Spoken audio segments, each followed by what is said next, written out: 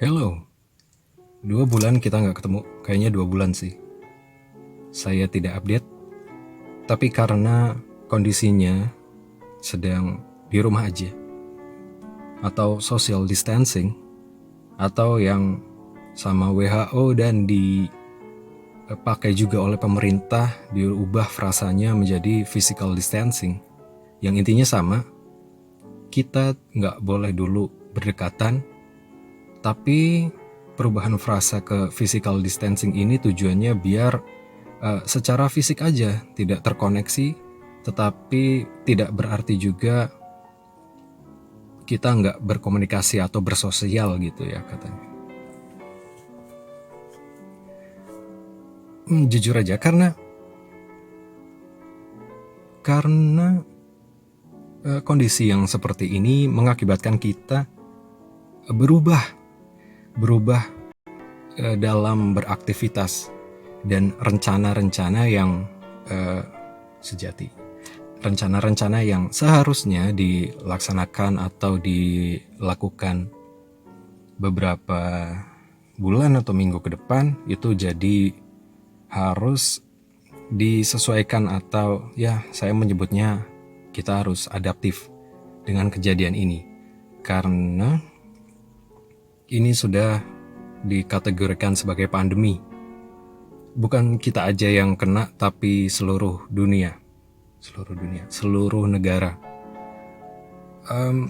Ya, COVID-19 atau yang lebih populer disebut dengan Corona, yang lahir di Wuhan, di Cina, yang setelah Cina melakukan lockdown Wuhan, yang mana itu bukan kota yang vital, jadi mereka gampang itu. Lalu mereka juga punya sumber daya yang cukup untuk membangun rumah sakit seketika itu. Mereka berhasil dengan saat ini berhasil, kabarnya, mungkin nggak tahu update-nya bagaimana, 0% pertumbuhan korban akibat virus corona itu. Dan mereka juga menyempatkan untuk membantu negara-negara lain seperti Italia yang justru tingkat kematiannya atau penyebaran virusnya itu mengungguli dari Cina itu sendiri.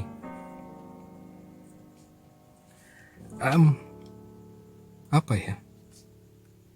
Situasi seperti ini saya pernah guyonan di Twitter ya. Saya kalau misalnya lagi nanam sesuatu, misalnya lagi iseng aja berkebun atau nanam buah-buahan, sayur-sayuran atau belajar masak, gitu saya selalu guyonan ya buat mempersiapkan masa-masa post apokalips gitu. Biar ketahanan pangannya bisa tetap terjaga, tidak bergantung, misalnya nggak bisa belanja bisa ambil dari kebun sendiri, atau cuma ada bahan makanan bisa masak, paling nggak bisa makan lah tanpa harus keluar atau beli gitu. Dan ternyata kayaknya nggak lucu lagi sekarang itu, karena beneran jadi seperti ini. Dan dalam seumur hidup ini pertama kalinya saya merasakan ada himbauan nggak boleh keluar rumah, dan seperti masa-masa post apokalips yang digambarkan oleh game ya.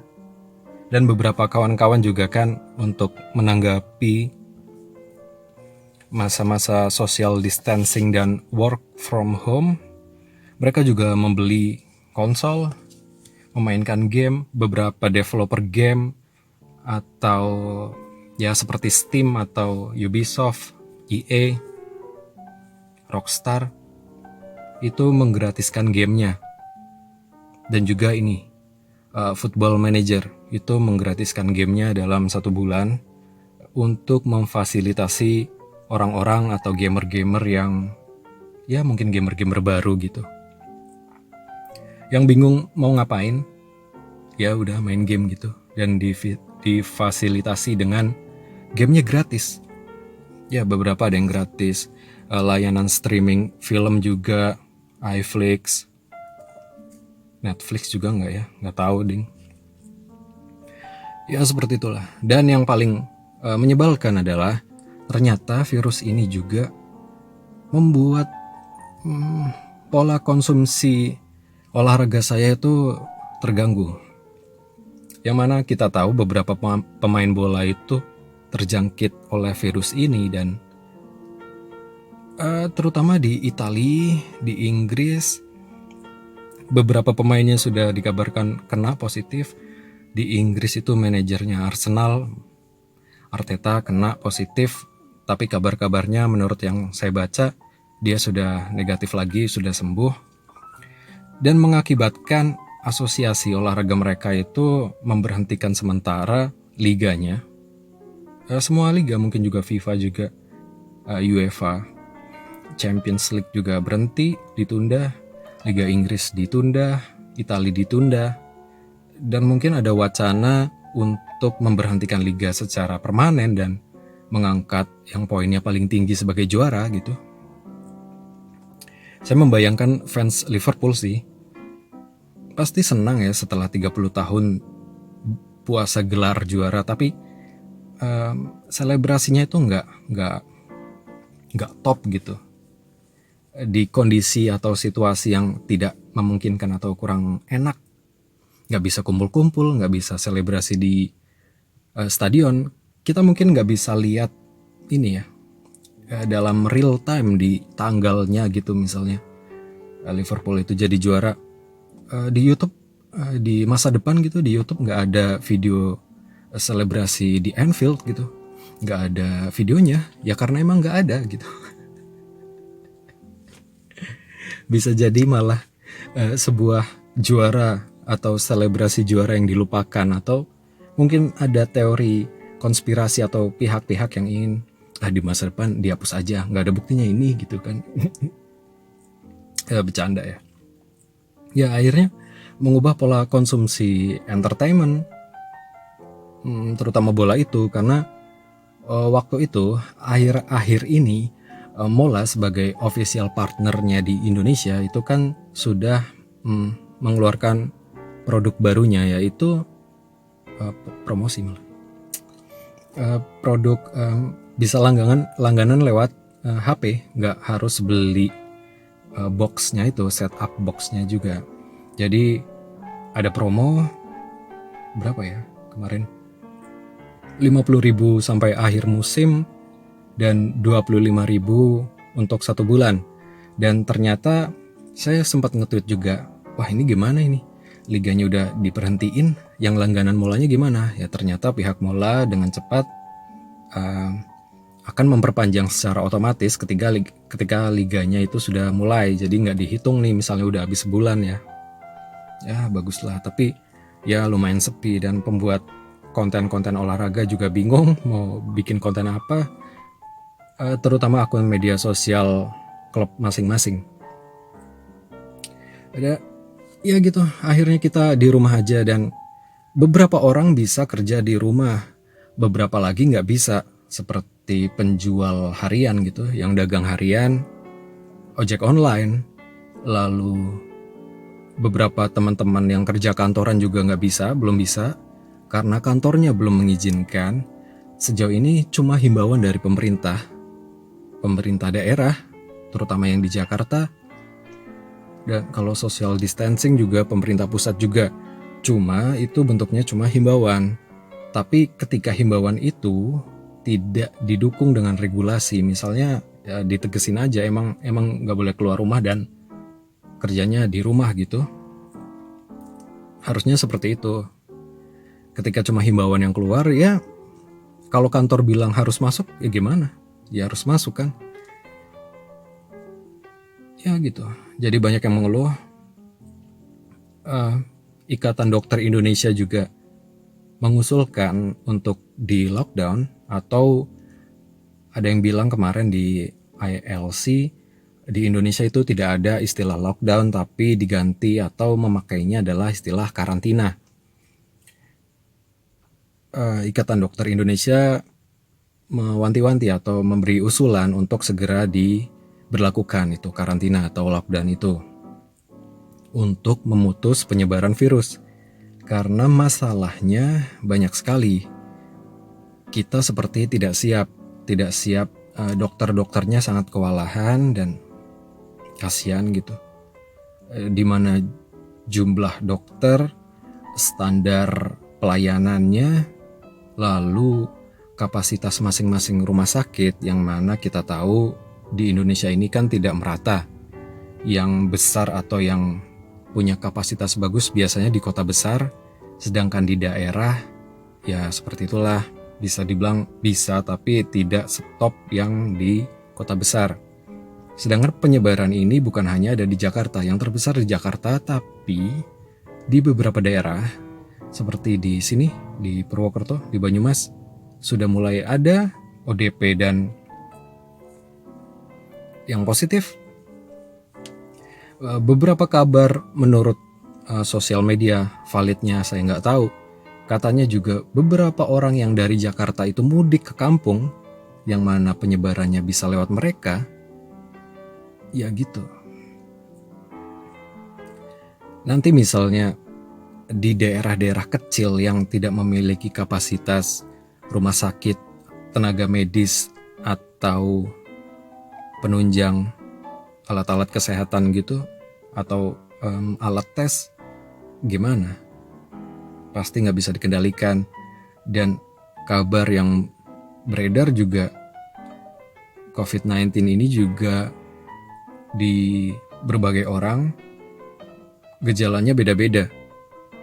Ada yang tidak menunjukkan gejala, ada yang seperti influenza, ada yang langsung kehilangan kemampuan untuk di pernapasannya, tergantung sistem imunnya katanya. Dan yang bahayanya adalah ketika kita nggak tahu kalau kita itu positif, karena kita nggak menunjukkan gejala, seperti yang dialami oleh Tom Hanks. Katanya dia dan istrinya setelah lagi di Australia, dites, ternyata positif, padahal dia tidak punya gejala apapun. Beberapa public figure juga ya kena gitu. Ya tapi itu public figure punya sumber daya yang bagus, akses ke kesehatan atau urusan medikalnya juga bagus, uangnya juga bagus. Jadi ya saya tidak terlalu mengkhawatirkan mereka. Yang jadi poin atau kekhawatiran utama itu adalah orang-orang yang tidak punya atau belum siap secara sumber daya menghadapi kejadian seperti ini. Orang-orang yang kerja harian, yang misalnya kalau bahasa saya, tanda kutip, yang kalau besok nggak kerja itu, ya besok nggak makan gitu. Nggak ada saving, nggak ada tabungan. Kalau nggak jualan, nggak dapat duit, yang mana itu nggak makan hari itu sangat rentan. Belum lagi dengan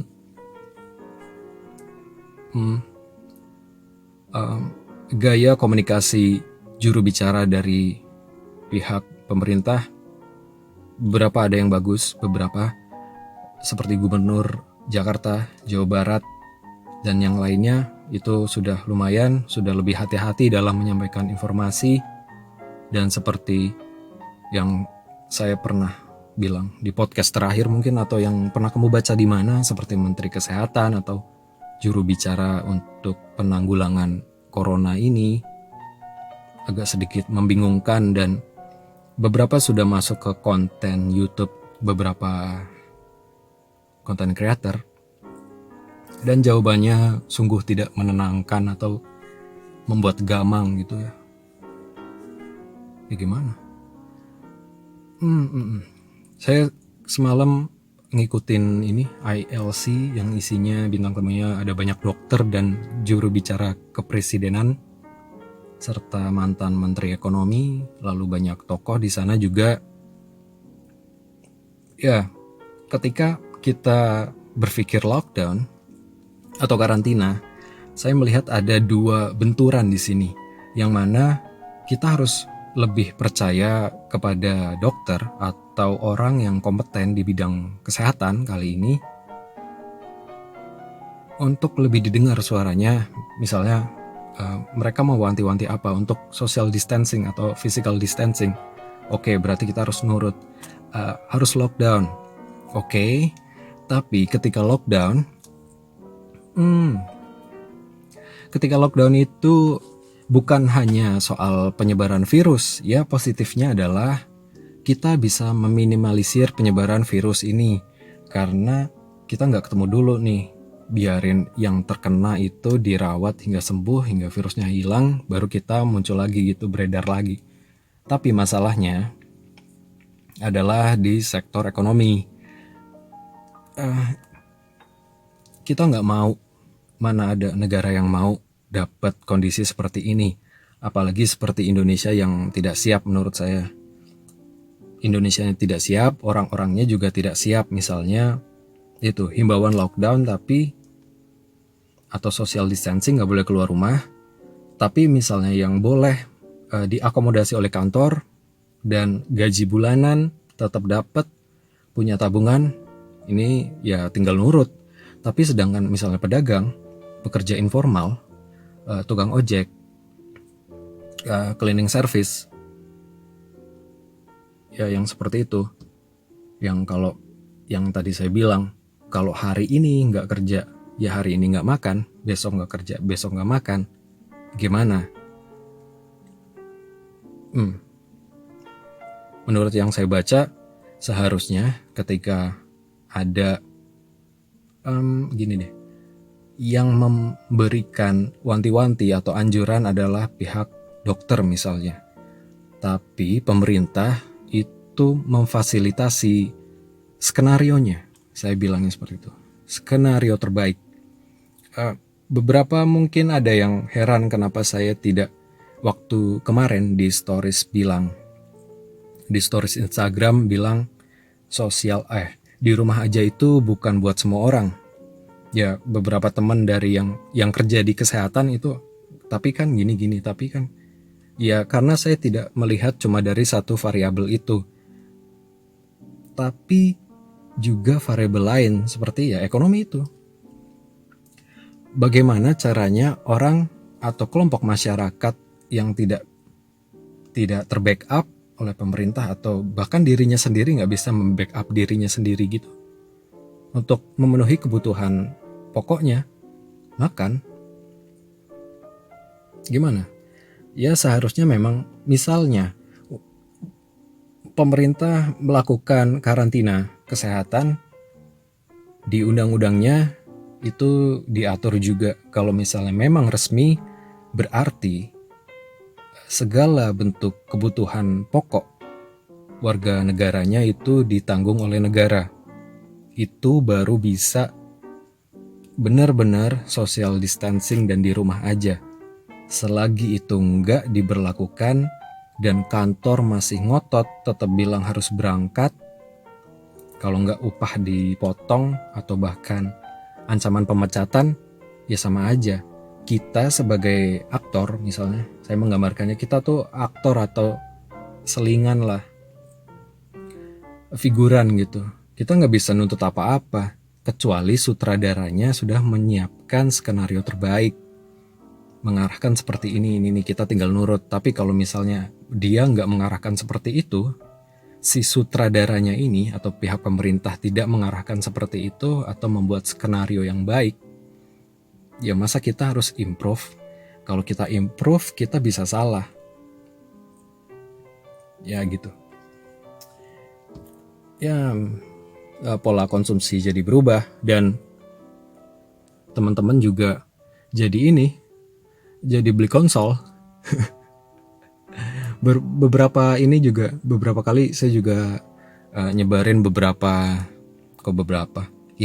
potongan ini konsol, potongan game, gambar dan video dari Death Stranding atau FIFA, PES. Karena ya gimana lagi ya, kalau misalnya harus di rumah aja dan kita capek nonton sesuatu, ya main sesuatu gitu. Belum lagi yang lagi PDKT atau lagi pacaran ya nggak bisa ketemu. Padahal misalnya jaraknya cuma berapa kilometer dalam satu kota, tapi kayak long distance gitu luar kota ya kan. Ini gimana dong? Yang kayak gini-gini itu bikin saya ingat sesuatu. Entah mungkin karena konsumsi game atau film Hollywood gitu sering banget menunjukkan atau menampakkan kondisi masa apokaliptik, post apokalips. Jadi saya jadi ketika kita nggak boleh keluar rumah, lalu dalam tanda kutip kecurigaan kita terhadap orang lain itu lebih besar, lebih tinggi. Lalu kita harus bersih, harus cuci tangan, harus macam-macam gitu. Saya jadi ingat beberapa game gitu. Ya salah satunya ini, saya mau ceritain game deh. Saya nemu artikel, saya bacain ya. Salah satunya adalah The Last of Us. Udah pernah nonton apa belum? Jadi gini, plot cerita The Last of Us ini petualangan Joel dan Ellie di dunia post-apokalips. Cerita game survival horror ini bermula pada September 2013, di mana seluruh kota di Amerika Serikat terjangkit oleh jamur bernama Cordyceps, yang membuat manusia menjadi makhluk yang agresif ketika terinfeksi. Amit-amit ya sampai seperti ini ya. Ini karena gini, setelah 20 tahun kemudian, 20 tahun, semoga kita sih bulan depan udah beres gitu ya. Ya maksimal kayak Cina lah 2 bulan gitu, jangan sampai 20 tahun. Ya tapi nanti saya ini pendapat lagi. Setelah 20 tahun kemudian, di mana hampir semua penduduk terinfeksi, para penyintas hidup di daerah-daerah yang dikarantina dan hidup nomaden. Joel melarikan diri dari kekacauan ini bersama dengan adiknya Tommy dan anak perempuannya Sarah. Sarah tertembak oleh seorang tentara dan mati di hadapan Joel. Setelah kejadian tersebut, Joel bekerja sebagai penyelundup bersama partnernya Tess. Joel dan Tess berburu Robert, yang mana seorang pedagang pasar gelap untuk mengembalikan senjata yang dicuri olehnya. Robert mengungkapkan bahwa barang yang dicari mereka berdua berada di tangan kelompok pemberontak bernama Fireflies. Akan tetapi, ketika bertemu dengan pemimpin Fireflies yang bernama Marlin, Joel dijanjikan akan diberikan KC tambahan bila ia menyelundupkan seorang gadis remaja bernama Ellie. Selama perjalanan mereka menemukan bahwa Ellie sudah terinfeksi oleh jamur tersebut. Namun Ellie mengaku bahwa ia telah terinfeksi 3 minggu sebelumnya, padahal pada umumnya infeksi tersebut berjalan hanya 2 hari. Jadi selama seperti game-game bergenre post-apokalips, biasanya itu ada wabah penyakit dan yang kena penyakit jadi zombie atau jadi monster gitu ya. Ya, gitu juga. Jadi gitu deh. The Last of Us. Bagus. Ini sih baru lihat gameplay ininya. Apa namanya tuh? YouTuber yang main itu, streaming kayak gitu. Belum beli. Lalu selain itu juga ada ini, Fallout.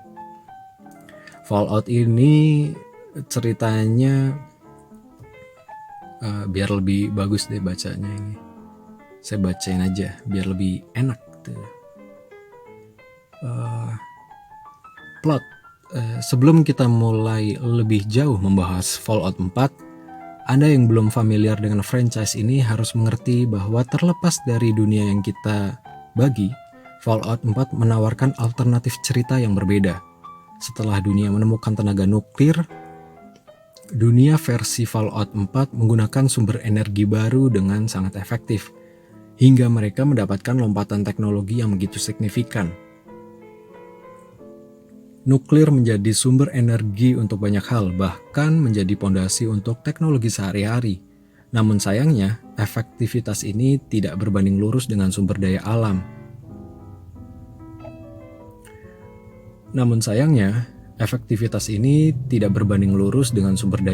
Yang terus terkuras untuk menunjangnya. Hasilnya, perang besar untuk memperebutkan resource ini pun terjadi, yang juga sayangnya berakhir nuklir. Tahun 2077, bumi tak lagi sama. Di bulan Oktober 2077, Anda adalah keluarga Amerika Serikat yang bahagia dengan begitu banyak mimpi indah. Apalagi dengan sang anak yang kini melengkapi. Sayangnya, kebahagiaan ini tidak berlangsung lama. Dengan perang nuklir yang tak terhindarkan, Anda terpilih oleh perusahaan bernama Vault-Tec sebagai salah satu pengungsi yang berhak untuk menempati Vault 111. Vault sendiri merupakan area dengan sistem pertahanan tinggi yang diklaim memang didesain untuk menyelamatkan sebanyak mungkin yang didesain untuk menyelamatkan sebanyak mungkin penduduk Amerika jika perang nuklir memang terjadi. Bersama dengan keluarga Anda, Vault 111 jadi satu-satunya solusi untuk terus bermimpi. Namun sayangnya, alih-alih kehidupan baru, Vault-Tec justru meminta semua penghuninya melewati proses tidur serogenik yang panjang tanpa ada penjelasan pasti. Anda sendiri ditidurkan berseberangan dengan pot sang suami atau istri bersama bayi Anda yang sangat kecil. Namun di suatu ketika, Anda tiba-tiba terbangun tanpa pernah ada kejelasan apa yang sebenarnya terjadi. Terkurung, Anda harus menyaksikan dua orang asing yang entah datang dari mana membunuh pasangan Anda dan mengambil bayi yang Anda kasihi. Sebelum Anda bisa mengambil tindakan apapun, pot Saero ini kembali aktif dan Anda tertidur. Mata Anda kembali terbuka tanpa ada alasan yang pasti. Sang pot tiba-tiba terbuka. Anda menjadi satu-satunya orang yang selamat dari Vault 111. Tak ada yang tahu sudah berapa lama Anda tertidur, namun satu yang pasti, ini bukan lagi dunia di tahun 2077, seperti yang Anda kenal. Ini adalah Boston di tahun 2287, dan Anda resmi berusia 210 tahun, gila. Terlepas dari semua makhluk aneh, radiasi, dan organisasi yang harus Anda hadapi, fokus Anda hanya satu, menemukan bayi Shaun yang sudah diambil paksa dari Anda. Gitu. Ya, seperti itu. Ya. Rata-rata punya alur cerita yang sama. Sebuah wabah atau tindak tanduk manusia yang mengakibatkan kehancuran bumi secara masif atau negara gitu. Dan akhirnya melawan makhluk-makhluk halus yang lahir akibat radiasi tersebut. Dan juga saya jadi ingat ini, Death Stranding juga, yang mana dia juga enggak sembarang orang bisa keluar rumah, berkelana di dunia gitu, di lingkungan dunia sudah hancur. Kalau keluar itu harus pakai baju khusus dan kurir